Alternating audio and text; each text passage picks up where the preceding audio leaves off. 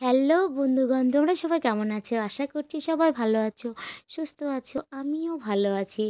দেখো, আজ তোমাদের নিয়ে যাব এক মহাস্থানে। চলো তোমরা দেখতে থাকো। হ্যাঁ, চাদরটা ভালো করে মুড়ি দিয়ে বসে দেখতে থাকো চারিদিকটা। দেখো কি সুন্দর লাগছে।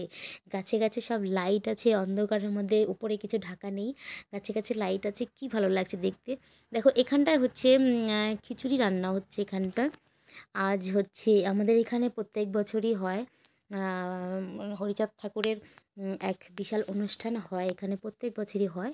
আজও সেই অনুষ্ঠানটাই হচ্ছে। দেখো তোমাদের এবার নিয়ে যাচ্ছি ঠাকুরের স্থানে। দেখো হরিচাঁদ ঠাকুরকে আশা করছি তোমরা অনেকেই চেনো। এখানটায় প্রতি বছরই খুব ভালো অনুষ্ঠান হয়। আহ, এবারও হয়েছে। দেখো এবার সব ভক্তরা বসে পড়েছে খিচুড়ি খেতে। দেখো কত লোক, কি সুন্দর পরিবেশ বলো, খুব সুন্দর লাগছে।